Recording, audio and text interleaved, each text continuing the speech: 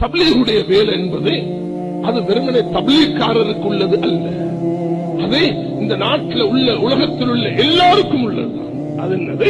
மக்களை அல்லாஹ்வோட இணைக்கிறது, ஈமான் பக்கம் அழைக்கிறது, தொழுகையின் பக்கம் அழைக்கிறது, இல்மு திக்ரின் பக்கம் அழைக்கிறது, இக்ராமின் பக்கம் அழைக்கிறது, இஹ்லாஸின் பக்கம் அழைக்கிறது.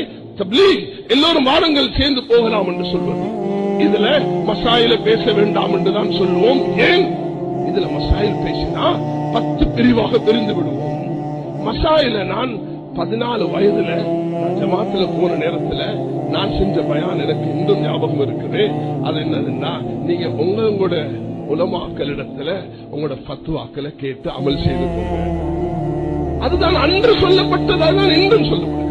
நான் 41 வருஷத்துக்கு முன்பு நான் பேசியதை எனக்கு இன்றும் ஞாபகத்தில் இருக்கிறது. இதுதான் நாம் தப்லீகுடைய அடிப்படையில் புரிந்து கொண்டது. நான் ஒமானுக்கு போயிருந்தேன் ஒரு கான்பரன்ஸுக்கு. அதுல ஒரு நண்பர், அவர் ஒரு தாய், அவருடைய வீட்டுல பல உலமாக்கள் ஒன்று சேர்ந்தார். அதுல ஹனஃபீம் இருந்தாங்க, ஷாஃபீம் இருந்தாங்க, சூஃபீம் இருந்தாங்க, சலஃபீம் இருந்தாங்க, இபாதீம் இருந்தாங்க, எல்லாம் இருந்தாங்க. ஏன் தப்லீக்ல நீங்க சட்டத்திட்டங்கள் பேசுறது இல்ல?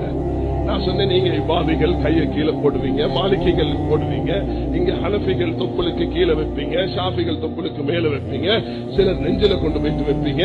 இப்ப நாங்க இத தக்பீருடைய விஷயத்துல மாத்திரம் இத பேச ஆரம்பிச்சோம்னா நாங்களே 40 பிரிஞ்சிருக்கோம்.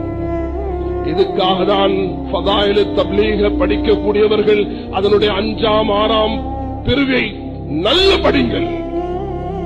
அதுல ஹஜ்ரத் மௌலானா இல்லா ஜக்கரியா ரஹ்மத்துல்லாஹி அவர்கள் சாரம்சத்தை எழுதியிருக்கிறார்கள். அவருடைய விரிவான அந்த கிதாபில் மராத்திபுர் ரிஜால் என்ற அவர்களுடைய அந்த கிதாபில் மிக தஃசீலாக எழுதியிருக்கிறார்கள். ஒற்றுமை என்றால் என்ன, உலமாக்களுடைய கருத்து வேற்றுமை என்ன, அவாம்கள் பொதுமக்கள் இதை எப்படி தெரிந்து கொள்ள வேண்டும் என்று எழுதியிருக்கிறார்கள். அதுக்கு தான் சொல்கிறார்கள், நான் படித்த இந்த அனுபவத்துல தக்பீர் கட்டுவதிலிருந்து சலாம் கொடுக்கும் வரைக்கும் 200 மசாயில்கள் கருத்து வேற்றுமையை நான் கண்டிருக்கிறேன். கண்ணியமானவர்களே, ஒரு சமூகத்தை கட்டி எழுப்புவதற்காக இந்த மஜ்லிஸை நாம் அதுக்காக ஆக்கிக் கொள்வோம். ஹஜ்ரத் மௌலானா அஷ்ரஃப் அலி தானவி அவர்கள் வந்தார்கள், வந்து பார்த்தார்கள். பகல் நேரம் தாலீம் நடந்து கொண்டிருக்கிறது. 2 பேர் துஆ செஞ்சு கொண்டு வெளியாகிறார்கள்.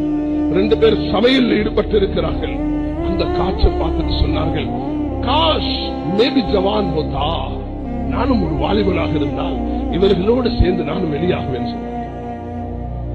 இந்த அணுகுமுறையை தான் நான் என்னுடைய இந்த குறுகிய அனுபவத்தில் மௌலானா சையத் கான் சாப், முஃப்தி ஸைனுல் ஆபிதீன், மௌலானா உமர் பாலம்பூரி, இன்னும் மௌலானா அஸ்லம், மௌலானா உபைதுல்லா போன்ற மகான்கள், அறிவு கடல்கள், அவர்களுடைய பிரயாணங்கள் இருந்திருக்கிறேன், சேர்ந்திருந்திருக்கிறேன். அவர்களிடத்தில் பார்த்த தப்லீக் இதுதான். இதுக்கு மாற்றமான ஒன்றை நாம் காணவில்லை. அவர்கள் மௌலானா சாதவர்களும் இதைதான். ஹரத்தில் போய் நான் உட்கார்ந்தேன் ஒரு தரிசில. அந்த தரிஸ் நடத்துபவர் ஒரு ஷாபி மதஹபை சேர்ந்தவர் என்று சொன்னார். அதனுடைய வரலாறுகள் தெரியும். ஆனால் அவர் தப்லீகை மிக கடினமாக பேசினார். நான் அதில் முரண்படவில்லை. ஆனால் அடுத்த நாள் நான் அவரை போய் சந்தித்தேன், அவருக்கு முசாபா செய்தேன், அவருக்கு அத்தர் கொடுத்தேன். சுப்ஹானல்லாஹ், அன்பும் அஹ்லாக்கும் தான் இந்த தப்லீகை உலகத்துக்கு அறிமுகப்படுத்தி